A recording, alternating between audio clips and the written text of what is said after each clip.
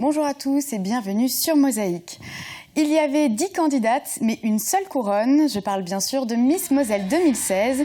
L'élection a eu lieu samedi soir à Sarralbe. Le public et le jury ont tranché. Sarah Krebs, originaire de Sourtes, représentera la Moselle. Elle a su séduire par sa beauté, mais aussi par sa personnalité. Nous reviendrons plus en détail sur cette élection dans un instant. Voici le sommaire. Au sommaire aujourd'hui, retour sur ce week-end, ce sont les jeunes du secteur qui ont animé ces 2 jours. 10 candidates, une seule élue, Sarah Krebs est désormais Miss Moselle 2016. Après les débordements des récentes manifestations, les passants soutiennent les policiers. Lancement d'une vaste opération de numérisation des œuvres du mathématicien lorrain Jean Lost au musée Lorrain. Nouvel épisode de la famille Millevoye, Quentin a choisi d'exercer le métier de tapissier. Du design made in Moselle-Est, le créateur de mobilier forbachois, Sébastien Druy, inaugure son atelier. Et enfin en cuisine, on prépare un velouté d'asperges blanches d'Alsace. Nouveau retour en images avec un extrait tiré de nos archives. Le 23 mai 2013, Smart inaugurait son nouveau paint shop, Replay. Êtes-vous prêt pour la sortie de Windows Server 2016 ? Ayez une longueur d'avance avec ID Réseau. Vous parlez de crise de l'automobile, Smart vous parle d'avenir et avec le sourire. Preuve une fois encore de la success story qui caractérise la mise sur le marché de la Smart Fortwo. La petite biplace, produite à Ambach depuis 1998, va prochainement prendre l'aspect du modèle de 3e génération. Le nouveau Paint Shop prépare d'ores et déjà l'arrivée de ce nouveau produit. Un investissement de 50 millions d'euros qui a permis à Smart de proposer des véhicules à la carte. Avec plus de 10 couleurs en série, ce paint shop spécialisé permet de choisir une teinte individualisée. Et il y a quelque chose que l'on ne peut pas choisir, c'est la météo. Voyons ce qui nous attend pour demain. 34% des accidents du quotidien ont pour origine les loisirs et le jeu. Assurance accident de la vie, la sécurité par tous les temps. Bonjour tout le monde, j'espère que vous avez passé un bon week-end parce que côté météo, le début de semaine s'annonce pas terrible. Le décor est de nouveau gris et froid, mais les nuages ne devraient pas être pluvieux. Demain mardi 24 mai, nous fêtons les Donatiens. Le soleil nous accompagnera de 5h37 à 21h19. Je vous souhaite à tous une excellente journée sur Mosaïque et vous laisse avec notre rubrique La parole est à la rue. Si vous étiez une femme politique, que ce soit au niveau local, régional, national, quelle serait la première décision que vous prendriez ? Les ordures ménagères. Parce que je trouve qu'il y a pas mal d'endroits où c'est assez sale. Et donc il faudrait un peu faire un grand nettoyage plus souvent, je pense. Ça serait plus de collecte, ça serait comment on organiserait les choses ? Plus de collecte, puis comme vous dites, passer plus de fois dans la semaine.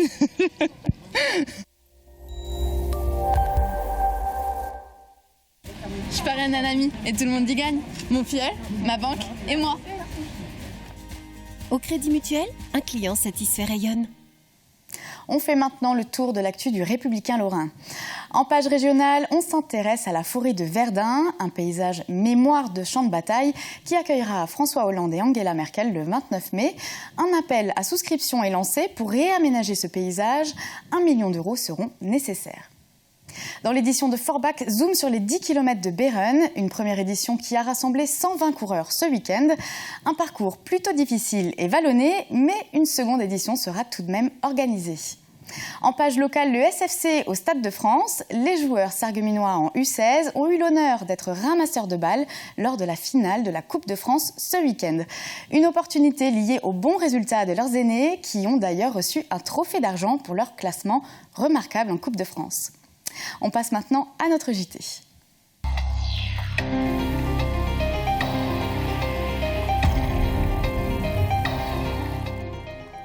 Une soirée d'élection qui a tenu toutes ses promesses et une gagnante très émue. Samedi soir, Sarah Krebs a décroché le titre de Miss Moselle 2016. Elle représentera donc la Moselle lors de l'élection régionale de Miss Prestige. Retour sur la soirée avec Guillaume Dumonteil. Miss Moselle 2016 est la candidate qui porte le numéro 8, Sarah Krebs.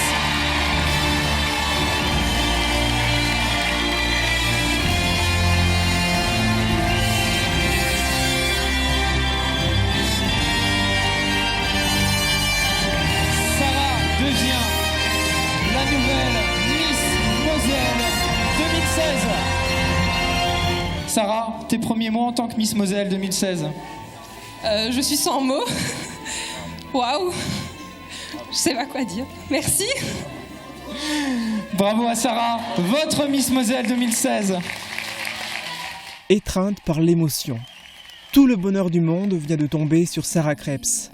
Elle, la fille de Sourte dans le Beacherland, qui souhaite devenir prof de sport, vient de remporter le titre, l'écharpe et le diadème de Miss Moselle 2016. Elle a recueilli les votes des spectateurs et du jury en réussissant brillamment les différentes épreuves de l'élection. Un passage à l'oral devant près de 200 spectateurs attentifs, des danses et plusieurs défilés, dont celui tant redouté en maillot de bain.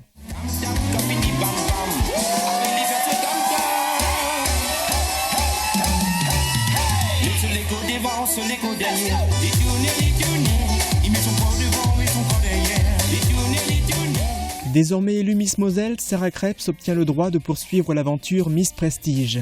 Elle participera à l'élection régionale avec notamment 4 autres candidates du concours Miss Moselle 2016. Il y aura sa première dauphine, Valentine Jacques, la seconde dauphine, Anaïs Fischer, la lauréate du prix de l'élégance, Lisa Benoirzeg, et Mélissa Diben qui a remporté le prix de la communication. Ces 5 jeunes femmes représenteront dignement notre département. Qui ont œuvré dans les coulisses. Merci à vous, cher public. Et l'intégralité de la soirée sera diffusée ce vendredi dès midi sur Mosaïque. Et ce week-end, il y avait beaucoup d'autres animations, essentiellement tournées vers les jeunes d'ailleurs. Entre le nettoyage des berges, de l'archéologie et une pièce de théâtre, il y avait de quoi faire. On fait le point sur ces 2 derniers jours avec Marie Lorenz.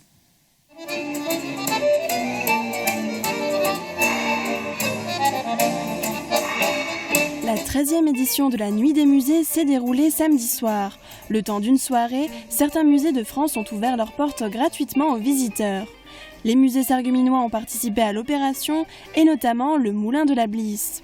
Plusieurs animations ont été organisées pour l'occasion, une exposition de l'université populaire et une démonstration de cuisson de bol. Et pour l'ambiance musicale, c'est le petit orchestre du Grand Sérieux qui s'en est chargé. Elisa, cherche-moi les pour enfants, c'est bien tes ongles, des terrains délicats dans la jaune de mes cheveux.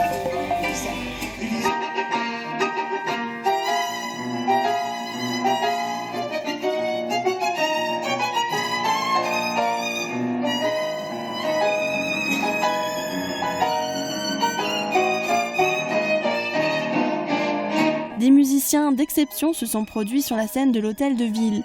La tournée Jeunes Talents a fait un arrêt à Sarreguemines. Quelques jours avant le spectacle, Chloé Kiffer, violoniste née à Metz et qui vit désormais à New York, a donné une masterclass aux élèves du conservatoire. Et ces derniers ont pu écouter le talent de la jeune violoniste interpréter des morceaux de Brahms et de Beethoven, accompagnés de la pianiste Wiki Fang.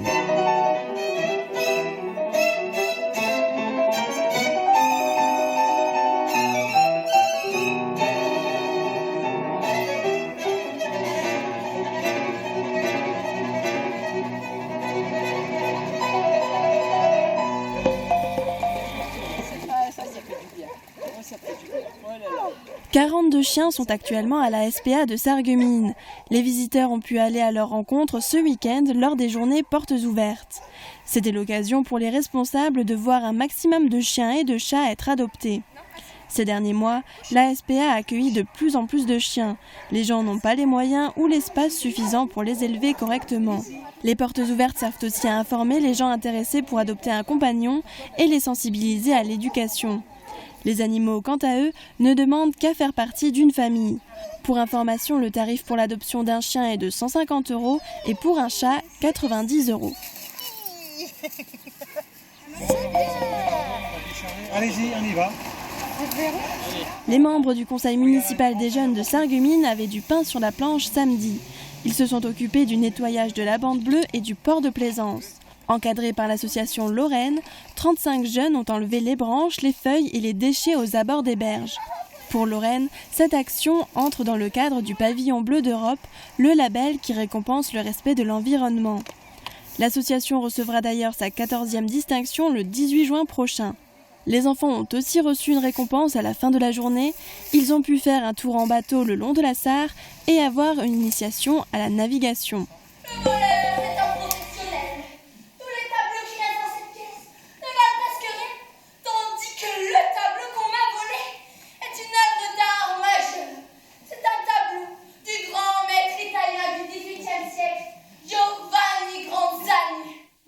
Qui est le voleur du tableau du professeur Plumet-Loiseau? La classe de théâtre des collégiens du Conservatoire de Sarreguemines a présenté 2 pièces au Casino des Faïenceries.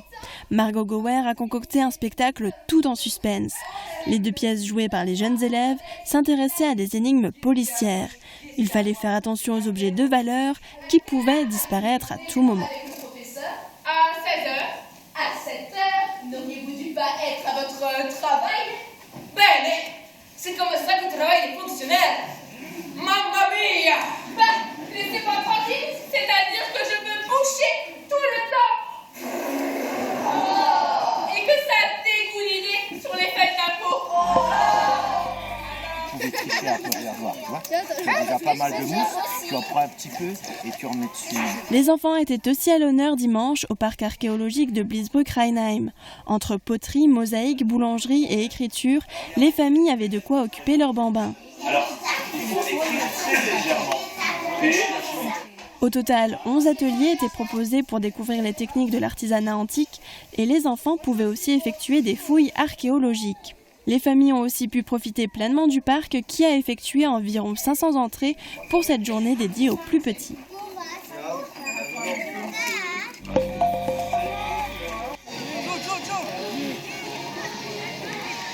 Le club de rugby de Sarreguemines recrute. La saison s'achève et pour le mois de septembre, l'équipe recherche de nouveaux membres. Pour faire découvrir ce sport et attirer de nouvelles recrues, l'Espoir Sarreguemines Rugby a organisé pour la première fois une journée de découverte. Un tournoi corpo a également été organisé pour les sportifs confirmés ou pour les débutants. L'objectif n'était pas la compétition mais la convivialité. Et le tournoi a amené certains adultes à affronter de très jeunes rugbyman. Un reportage complet sur la nuit des musées au Moulin de la Blise sera diffusé dans un prochain JT. Tout autre sujet à présent, les images de voitures de police incendiées, d'insultes ou d'affrontements violents ne vous ont pas échappé. La semaine dernière, les policiers se sont réunis place de la République à Paris pour lutter contre la haine anti-flic. L'état d'urgence a été prolongé, les manifestations se multiplient dans les grandes villes et les forces de police doivent gérer le déchaînement de violence. Marie-Laurence et Guillaume Dumonteil sont descendus dans la rue pour connaître votre avis. Regardez.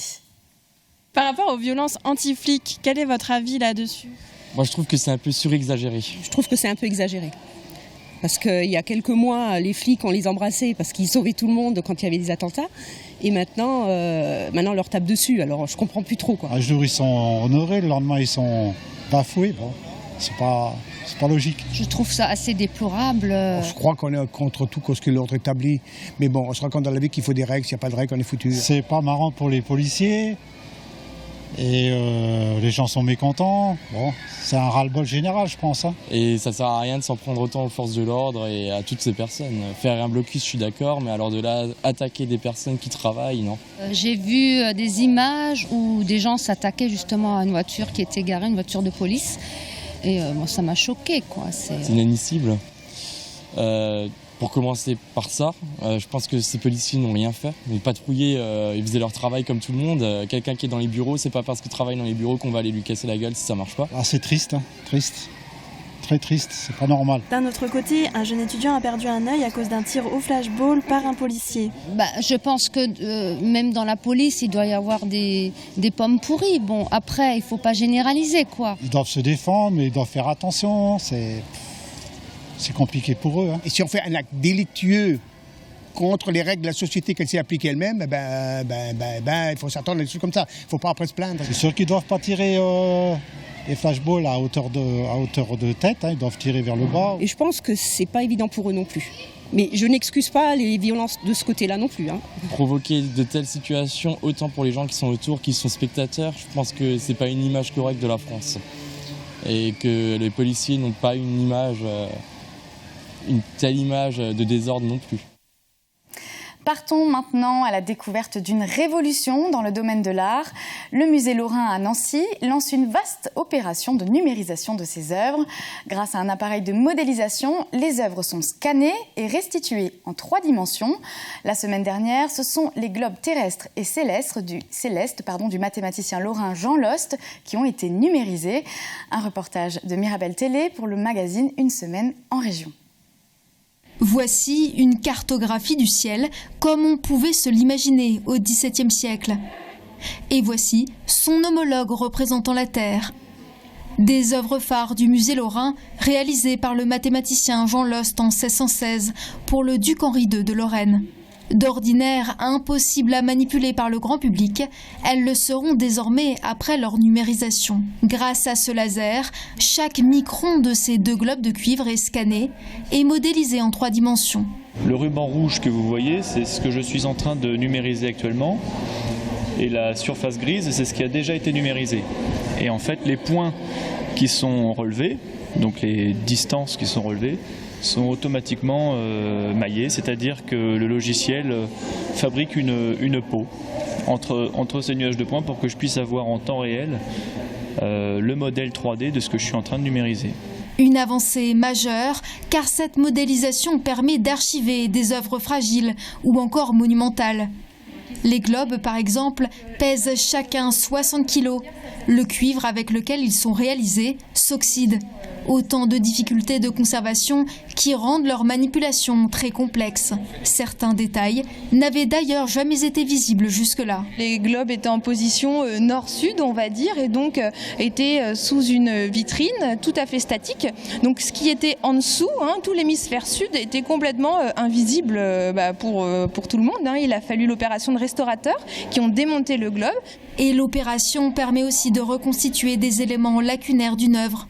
À partir d'une aile, par exemple, le musée lorrain pourra modéliser en 3D l'intégralité d'un avion de la Première Guerre mondiale pour en expliquer son fonctionnement au public. Avec les 2 globes de Jean Lost, 12 autres œuvres majeures des collections seront numérisées en 3 dimensions. On reste dans le domaine de l'art, en Alsace cette fois, pour une nouvelle exposition qui s'installe au musée zoologique de Strasbourg.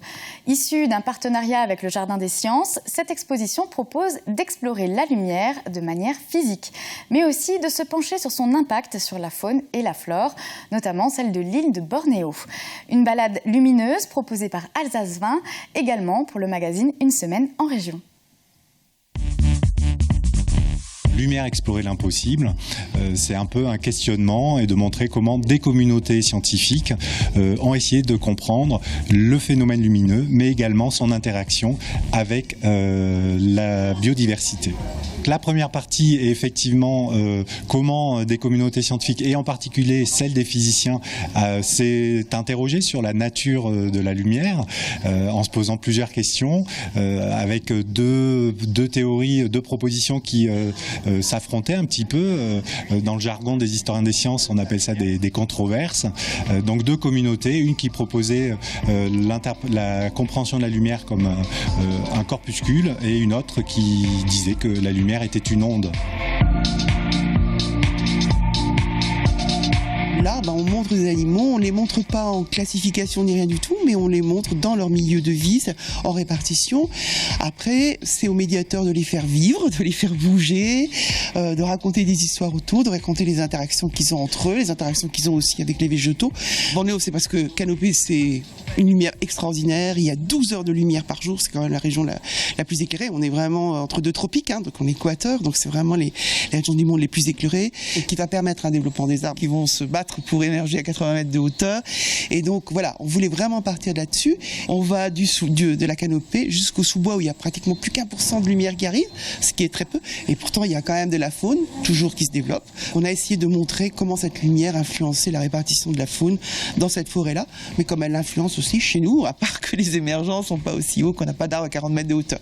Là, il y a une richesse plus importante, il y a des animaux plus exotiques, il y a des choses qui sont endémiques, qui n'existent que là-bas. Voilà, donc c'est une découverte aussi d'une région du monde qui nous tient beaucoup à cœur au musée. Et donc c'est pour ça qu'on a choisi cette région du monde. Et vous pouvez visionner l'intégralité du magazine Une semaine en région sur notre site internet www.mosaïque.tv. Voilà, c'est la fin de notre JT. Juste après la pause, on retrouvera la famille Millevoye pour un nouveau métier. On découvrira une gamme de mobilier fabriquée en Moselle-Est. Et puis on terminera avec une entrée de saison. À tout de suite.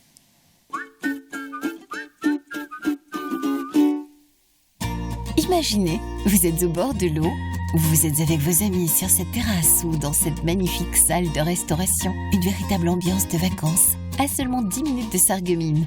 Plat du jour, menu à la carte, soirées à thème, le restaurant Victoria. À Vitrin, vous propose une cuisine traditionnelle, s'élargissant au monde. Ouvert du mardi au dimanche.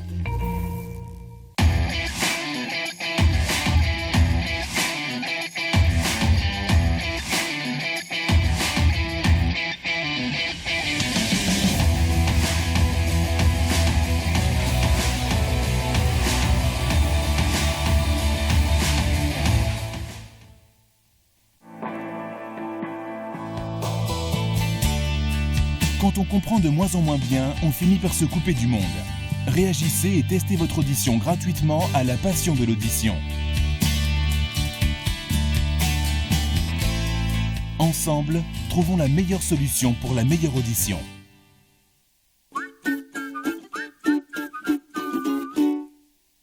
Bien-être, hygiène, consommables, équipement de la maison. AVS Médical, notre métier, vous accompagner.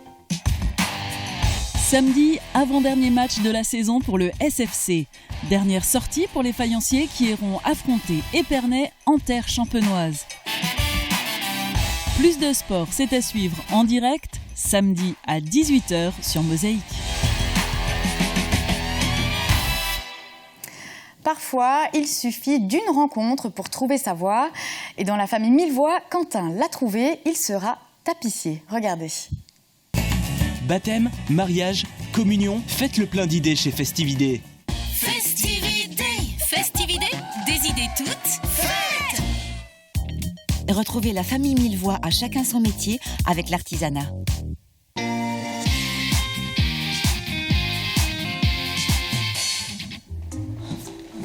Oh bah vous en avez mis du temps. Oh, ouais, il y avait un tapissier au marché. Ouais, Quentin voulait plus partir. Non mais maman, le type préparait une chaise du 18e. C'était fabuleux. À ce point-là? Son métier, c'est de redonner vie à des antiquités. Oh. Et puis, il s'y connaît même en histoire de l'art et tout. Franchement, c'est génial. Ouais, il a dit qu'il faisait des stores et puis des rideaux aussi. Ouais, mais justement, papa, ça change. Et puis, c'est pour ça que je vais faire ça aussi. Tu vas être tapissier? Ouais, maman. Tapissier, métier manuel, artistique. Puis t'es en contact avec plein de gens et plein d'univers différents aussi. Bon, bah, je crois qu'on peut dire que c'est une affaire réglée, chérie. Quand c'est simple comme ça, bon, voilà, c'est très bien. Merci. Je t'en prie, mon chéri.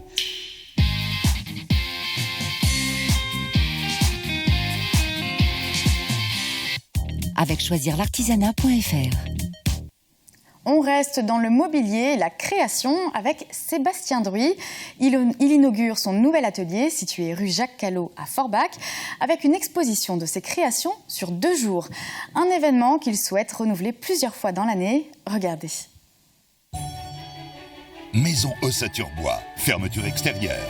Une maison écologique et économique avec Virch Menuiserie.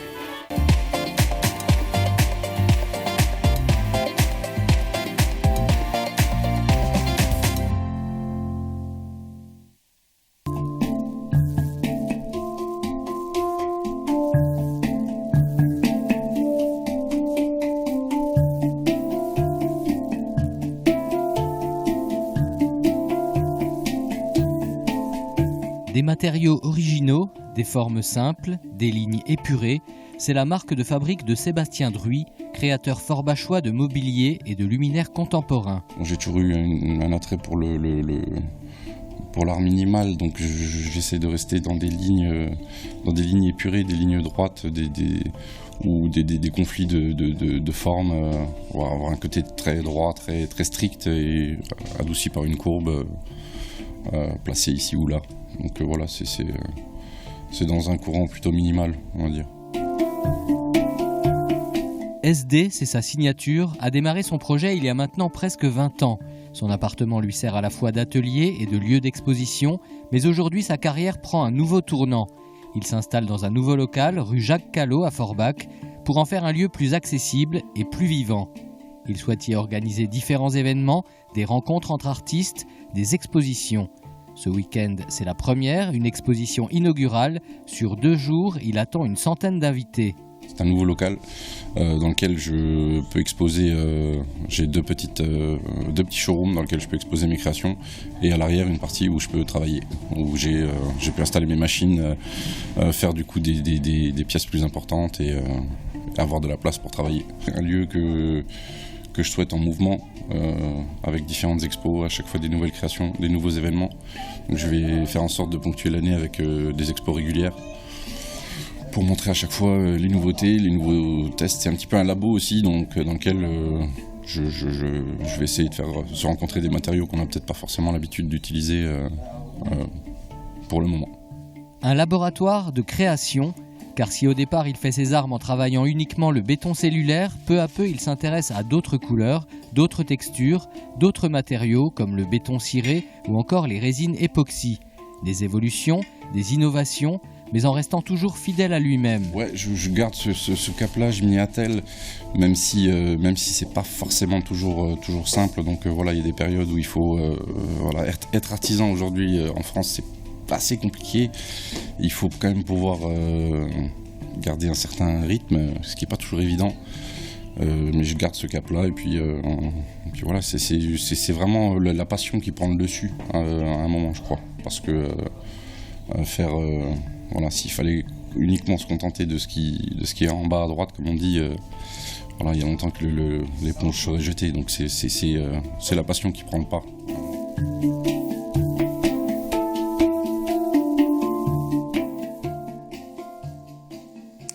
Cette semaine, notre rubrique Entrée plat dessert fait son marché à Sarreguemines.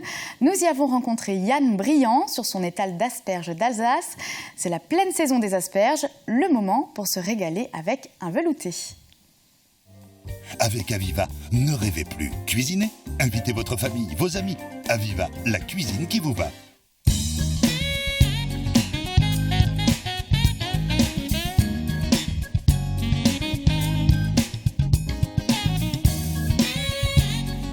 Bonjour, bienvenue au marché de Sarreguemines. Aujourd'hui, on va vous proposer un petit velouté d'asperges avec des carottes. Étant donné qu'on est en pleine période d'asperges, et ben voilà, on va vous proposer un petit menu sympa. Pour commencer, coupez les carottes et les pommes de terre grossièrement. Pelez les asperges et coupez-les en gros tronçons. Mettez le tout dans une cocotte avec le thym et le laurier. Couvrez d'eau et laissez cuire à couvert pendant une demi-heure. Salez, poivrez et mixez avec la crème jusqu'à l'obtention d'un beau velouté à déguster aussitôt. On peut aussi mixer sans la crème pour une préparation plus légère. Pour réaliser cette recette, pour 4 personnes, il vous faudra 600 g d'asperges blanches, 4 carottes, 4 petites pommes de terre, 2 branches de thym, une feuille de laurier, 10 centilitres de crème, du sel et du poivre. Étant donné que nous sommes déjà en début des premières carottes, les carottes primeurs, donc nous allons faire une recette de chez Hartmann à Berstheim. Et je vous souhaite une bonne journée et un bon appétit. Voilà, c'est la fin de cette émission. Merci de l'avoir suivie. Très bonne journée à tous.